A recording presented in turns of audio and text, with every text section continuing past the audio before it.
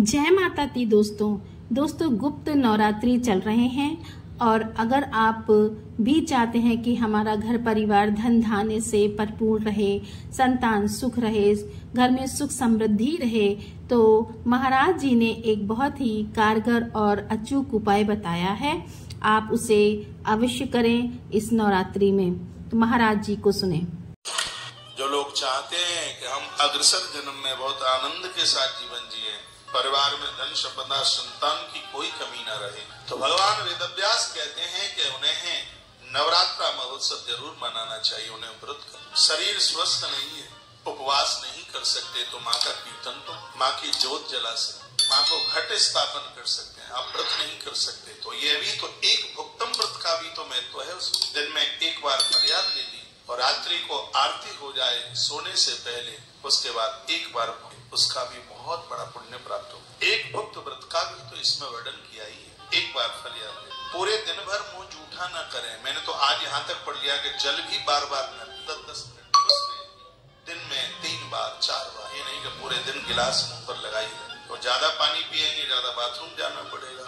मलमूत्र के विसर्जन में तो अपवित्रता ही होती है, अशुद्धि। पूजा में बैठ नहीं पाएंगे ज्यादा पानी पी के।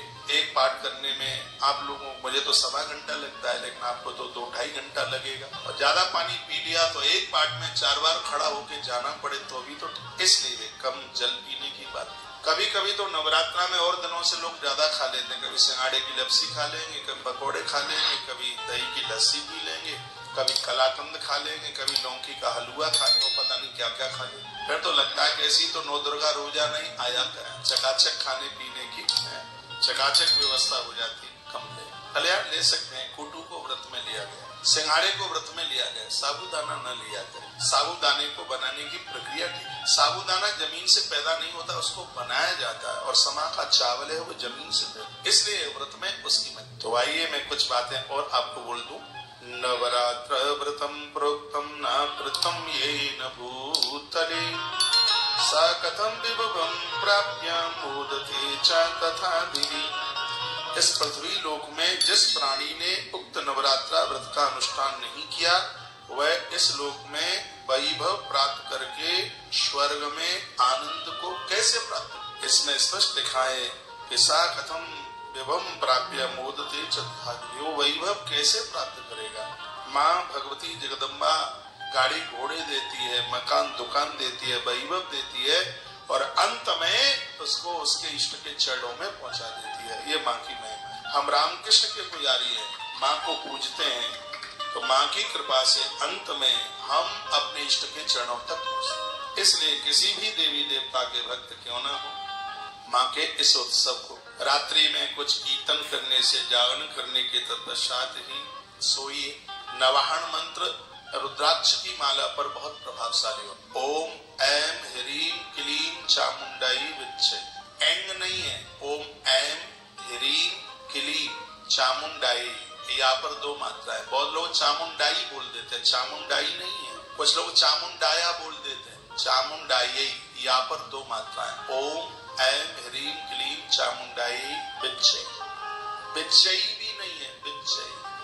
पूर्व दिशा में मुंह करके, शुद्ध वस्त्र पहनकर, आसन लगाकर, घृत दिया जला करके और इसका जप करें, बहुत आनंद हो जाएगा। आज की कथा में जो लास्ट में जुड़े हैं, मैंने पहली बार एक बात बोली है कि नौकरी में प्रमोशन के लिए, बच्चों के कारोबार, नौकरी के लिए पान का पत्ता सरसों के तेल में 1 रात पहले से डाल दें उसमें, दूसरे दिन उस पान के पत्ते को निकाल लें और उस सरसों के तेल की अखंड ज्योत नवरात्रा में माँ दुर्गा के लिए जला दें।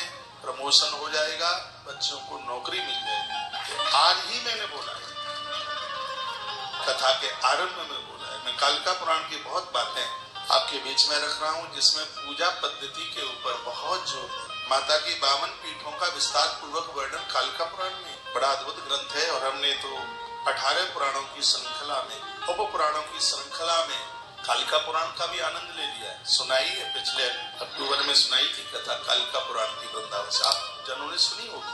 और बड़े बड़भागी हैं, भाग्यशाली हैं कि जिन्हें इस कथा का कथा यजमान बनने का सौभाग्य प्राप्त हो। मैंने तो एक बार ये कहा था कि मैं व्यासपीठ पर रोऊं तो रोने का भी यजमान बन जाना, क्योंकि मेरा रोना भी व्यासपीठ से सार्थक होगा, कल्याणकारी होगा। कभी अनाउंस हो जाए कि रोने का जजमान बन जाओ तो पीछे मत हटना।